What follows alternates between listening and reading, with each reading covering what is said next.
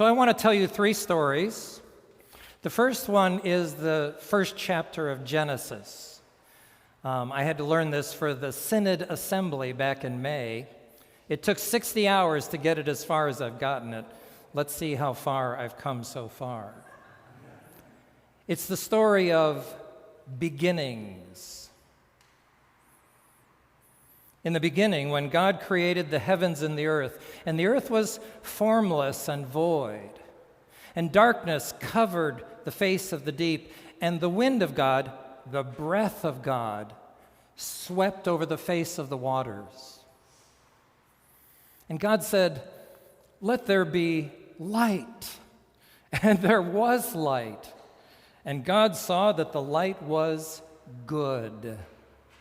God separated the light from the darkness. And God called the light day, and the darkness he called night.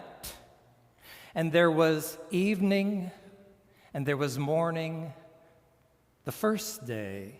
Now say that with me. You know, you've heard this before. All together, out loud. There was evening, and there was morning, the first day. One more time, we got to rehearse it. There was evening, and there was morning, the first day. Now, we're going to say that a few more times with the numbers counting up. You guys keep track of the numbers. You'll do better than I will. Then God said, "Let there be a dome in the midst of the waters to separate waters from waters." So God made the dome and separated the waters under the dome from the waters above the dome. And it was so. And God called the dome sky. With me? There was evening, and there was morning, the second day. Then God said, "Let the waters under the sky be gathered together into one place, and let the dry land appear." And it was so. God called the dry land earth, and the waters gathered together he called seas. And God saw that it was good. Then God said, "Let the dry land bring forth vegetation, plants yielding seed, and fruit trees of every kind on earth, bearing fruit with the seed in it." And it was so. So the earth brought forth vegetation, plants yielding seed of every kind, and trees of every kind, bearing fruit with the seed in it. Maybe an apple, huh? And God saw that it was good. With me now? And there was evening, and there was morning, the third day. Very good, you're counting very well. Then God said, "Let there be lights in the dome of the sky to separate the day from the night. And let them be for signs and seasons, and for days and for years. And let them be lights in the dome of the sky to give light upon the earth." And it was so. So God made the two great lights, the greater light to rule the day, and the lesser light to rule the night. Don't you love that line? The greater light to rule the day, and the lesser light to rule the night. And the stars. God set them in the dome of the sky to give light upon the earth, to separate the day from the night. No, to rule over the day and over the night, and to separate the light from the darkness. And God saw that it was good. With me? And there was evening, and there was morning, the fourth day. Then God said, "Let the waters bring forth swarms of living creatures, and let the birds fly above the earth across the dome of the sky." So God created the great sea monsters and every living creature that moves of every kind swarming the waters, and created every winged bird of every kind. And God saw that it was good. Then God said to them, God blessed them, saying, "Be fruitful and multiply, and fill the waters and the seas, and let birds multiply upon the earth." And there was evening, and there was morning, the fifth day. Now, this is the long section, so hang in there with me on this one. This part isn't in the Bible. You know, the hang in there with me, that's not in the Bible. Now, then God said, "Let the earth bring forth living creatures of every kind, cattle and creeping things and wild animals of the earth of every kind." And it was so. So God created the wild animals of every kind, and the cattle of every kind, and everything that creeps upon the ground of every kind. And God saw that it was good. Then God said, "Let us make humankind in our image, our icon, according to our likeness, and let them have dominion. Let them have responsibility over the fish of the sea, and over the birds of the air, and over the cattle, and over the wild animals of the earth, and over every creeping thing that creeps upon the earth." I love that line, every creeping thing that creeps upon the earth. Then God said, so God made humankind, made them in the image of God. Male and female, God created them. And then God blessed them. God said to them, "Be fruitful and multiply, and fill the earth and subdue it, and have responsibility over the fish of the sea, and over the birds of the air, and over every living thing that crawls upon the earth." And then God said this, "Behold, I have given you every plant yielding seed that is on the face of all the earth, and every tree with seed in its fruit. You shall have them for food." And God continued, "And to every beast of the earth, to every bird of the air, to everything that creeps on the earth, to everything that has the breath of life, I have given every green plant for food." And it was so. So God saw all that he had created, and indeed, it was very good. And there was evening, and there was morning, the sixth day. Thus, the heavens and the earth were finished, and all their array. And God rested on the seventh day. No. On the seventh day, God finished all the work that he had done. And God rested on the seventh day from all the work that he had done. And God blessed the seventh day and hallowed it, because on it God rested from all the work that he had done in creation. And this, my friends, these are the generations of the heavens and the earth when they were created. And this is the story of beginnings. Now, if you want to say something, you can say, "Thanks be to God." Thanks be to God. So this is one of those stories. It really took me 60 hours to get it this far, plus a few more weeks of a little bit every day.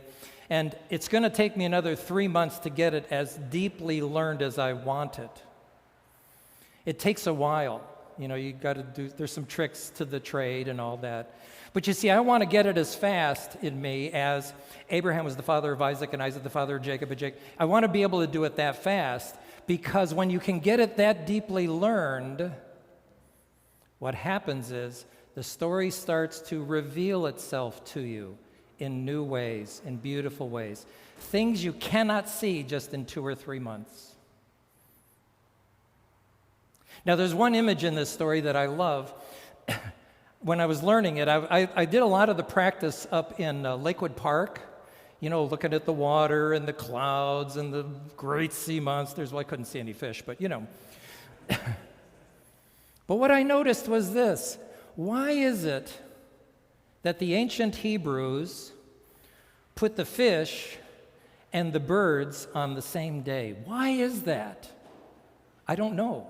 I'm still wrestling with it to figure it out. Now, I'm a modern person, and I took enough science. My mind first went to fluid dynamics, right? Birds, how birds fly, they have a wing, and the air flows over it, and it creates a vacuum, right? It flies. That's how you get lift. And fish, of course, they know how to go through the fluid. And fish also swim in schools, right? Swarming in schools. And birds fly in flocks. I don't know why those two are paired together. When I come back in late September, maybe I'll have an answer for you. But I ask you to keep thinking about that. So that's enough of that story. That wasn't too bad, was it? That was okay. So the second story, this is a story I've spent a lot of time on. It's in Luke's gospel, and if I remember, it's chapter 19. It's the story of Zacchaeus, right? You know that one. Did you learn the story? Zacchaeus was a weak. Yeah, you did it at church. Enough of that. Stop. I had to learn it when I was in the 10th grade. So. But let's hear the story of Zacchaeus told in this manner. As Jesus entered Jericho, he was passing through it. A man was there named Zacchaeus. Now, he was a chief tax collector, and he was rich. But he wanted to see who Jesus was. But on account of the crowd, he could not because he was short in stature. Maybe in reputation too, huh? So what did he do? He ran on ahead and he climbed a sycamore tree to see him because Jesus was going to pass that way. Well, when Jesus came to the place, he looked up.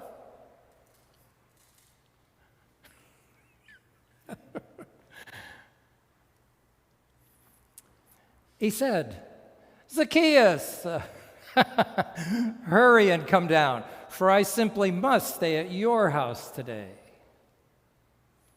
Well, he hurried down and was happy to welcome him. Now, all who saw it in the crowd began to grumble. He has gone to be the guest of one who is a sinner.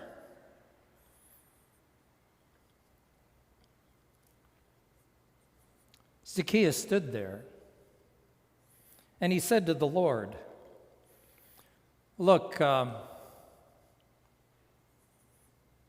half of my possessions, Lord, I will give to the poor.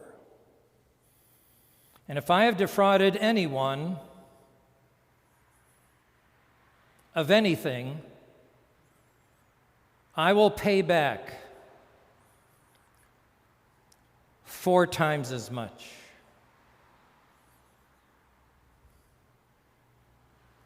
Jesus said to him and to them, Today salvation has come to this house, for he too is a son of Abraham.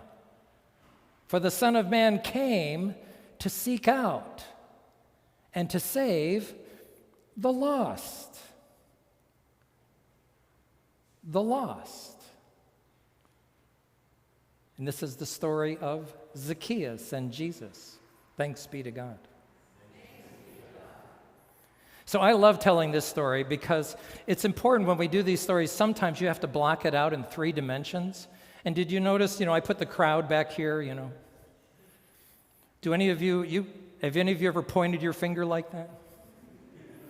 You know, when the neighbors walk their dog in your front yard, without a bag. And then I put Zacchaeus here in the presence of the crowd, right? Do you know what it's like to be standing there and have people hating you or accusing you at your back? Maybe you were in junior high school or in the 5th or 6th grade and you were standing at the chalkboard, right? And your supposed friends were, making fun of you.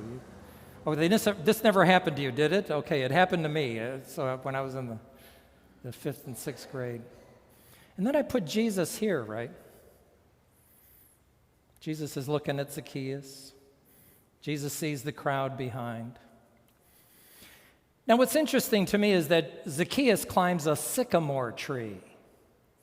Do you know what sycamore trees look like? They're all over Lakewood. We got one. We used to have one in the neighbor's yard, and Nancy has one across the street.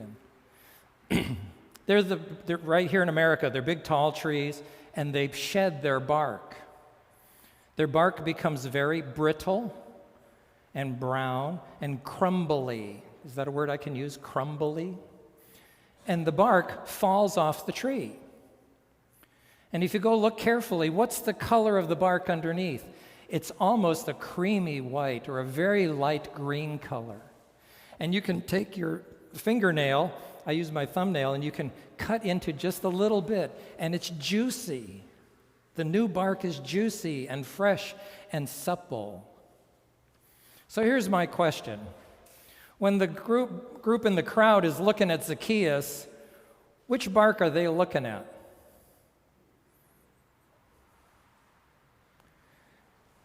And when Jesus is looking at Zacchaeus, which bark is Jesus looking at? Something new and beautiful emerging in this son of Abraham.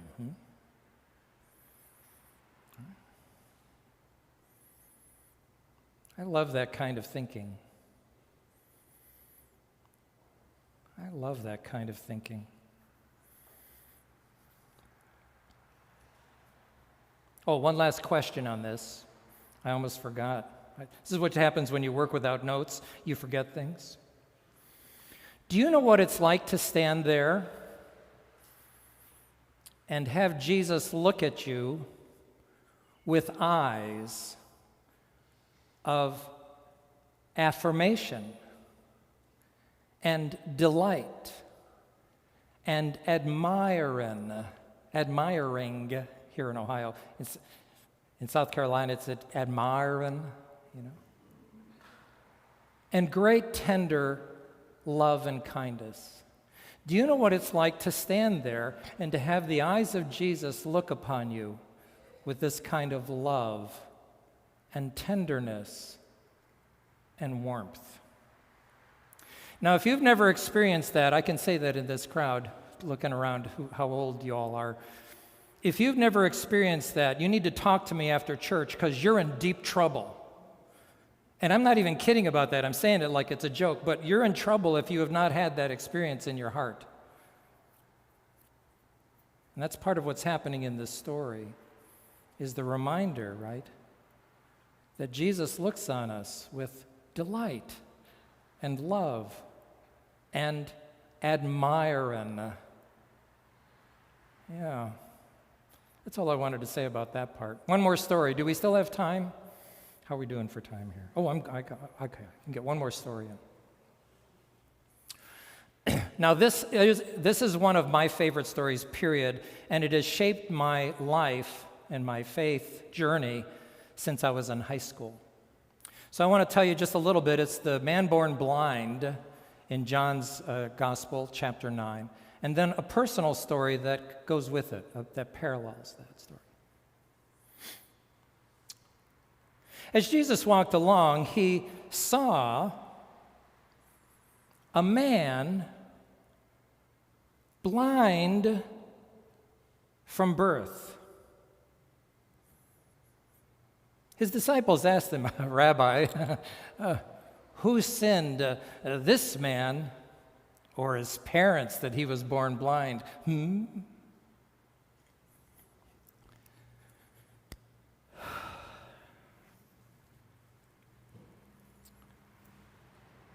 Jesus said, "Neither this man nor his parents sinned. He was born blind so that the works of God might be revealed in him.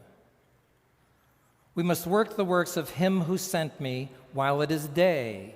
Night is coming when no one can work. As long as I am in the world, I am is the light of the world." Now, when he said this, he made saliva. You have to do this or the story won't work. Make saliva. And don't spit, but he spat on the ground, and he made mud with the saliva, and then he spread it onto the man's eyes, and he told him, "Go to the pool of Siloam and wash." Now, Siloam means sent. So the man went, and he washed, and he came back seeing. Now the neighbors and those who had seen him before as a beggar started to say, "Is this not the man that used to sit and beg?" Well, some of them said, yeah, it's him. Others said, "Nah, he just looks like him." He kept saying, I am. It's me." So they asked him, "How were your eyes opened?" He said, "Well, the man called Jesus put mud on my eyes, and he told me to go to Siloam and wash, so I went and washed, and I received my sight." They asked him, "Where is he?"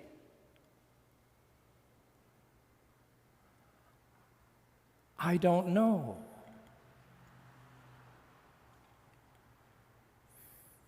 Now, I first heard this story when I was 16 years old, of all places, at an AA meeting. It's okay to snicker at that it's of all places. My dad, I didn't qualify for the program. You know what that means, I hope you know. But my dad did, and he said, "Now, Jimmy," now none of you are ever allowed to call me that. Never. He says, "Now, Jimmy," he says, "there's an old Amishman, Mose Yoder," I'm allowed to say his name. Mose Yoder is given a lead. He's going to tell his story at a meeting down in Middlefield, and he might say some things that are helpful to you. You might enjoy hearing him. And I said, "Well, yeah, sure, okay." So we got in my dad's Buick, and we went down out of Fairport Harbor and through Painesville, and you get on Route 86, and you head down toward Middlefield. As you're coming in from the north, there's the cheese factory on the left, and on the right-hand side, there's a little cinder block church. And the parking lot was getting filled, and we went down into the basement, and there was packed with women and men who are finding their way back to life by the grace of God. Well, Mose Yoder was a little guy. He was about this tall and 100 pounds wringing wet. He talked 200 miles an hour in a high-pitched voice. And he went on about his drinking and how God brought him back to sobriety and the things that were helpful to him to continue to live a life of sobriety. And then Mose Yoder said this. He said, "Remember the man born blind? How Jesus put the mud on his eyes and told him to go to the pool and wash. So the man went and washed and came back seeing." And then Mose Yoder said this. "So you do what's possible and let God do what's impossible. You do the washing and let God do the cleaning. You change the things you can change and ask God for the serenity to accept the things you cannot change."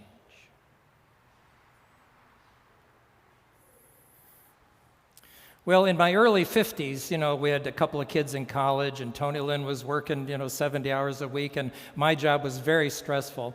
And I don't know if this happened to you. It's happening to me again now in my middle 60s.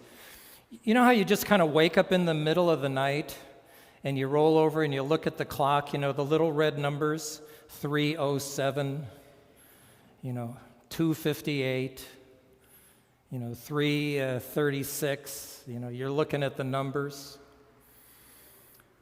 And what happened then, and it still sometimes happens to me now, there's this dread and fear that just rolls over me. And I don't know what I'm going to do. Just all the stresses of life and which way to turn and how am I going to take the next step. But every once in a while, in the wee hours of the morning, I hear the sweet sonority of Mose Yoder's voice saying to me, "You do what's possible, and let God do what's impossible." And with that, for this set of stories and reflections, I simply say amen, and I ask you to say amen with me. Amen. Thank you.